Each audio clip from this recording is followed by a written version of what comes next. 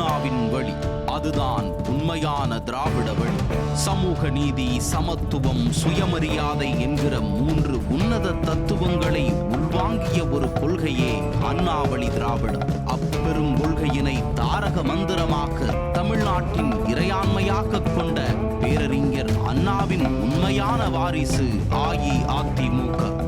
30 ஆண்டுகளுக்கும் மேலாக நல்லாட்சி செய்து மக்கள் நலன் பேணியது அதிமுக. மற்றவர்கள் போல் சொந்த நலனுக்காக அல்ல, சமூக நலனுக்காக.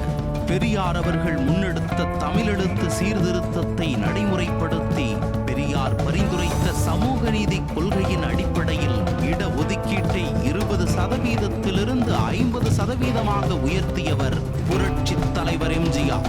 தனது மாட்சிமை மிக்க தலைவரான பெரியாரின்பால் அன்பு கொண்டிருந்த பேரறிஞர் அண்ணா எப்படி தலைவர் இருக்கையை அவருக்காகவே கடைசி வரையிலும் ஒதுக்கி வைத்திருந்தாரோ, அதுபோலவே புரட்சி தலைவரும் தலைவர் இருக்கையை தான் நிரப்பிக் கொள்ளாமல் பொதுச் செயலாளர் பதவியை ஏற்றுக்கொண்டார்.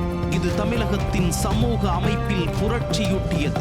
கிராம நிர்வாக அலுவலர் நியமனம் செய்ததன் மூலம் சாதிய பாகுபாடுகளை கிராமங்கள் வரை களைந்த ஒரு வரலாற்று முன்னோடி திட்டம்.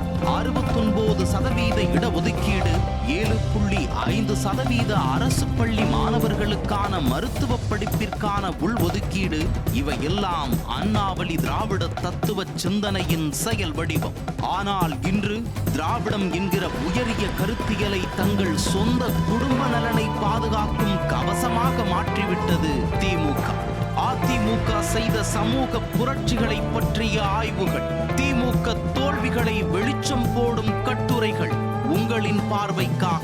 அண்ணாவின் வழியில் நடக்கும் திராவிடத்தை உயிர் மூச்சு என்று சுவாசிக்கும் மக்கள் இன்னும் இருக்கிறார்கள்.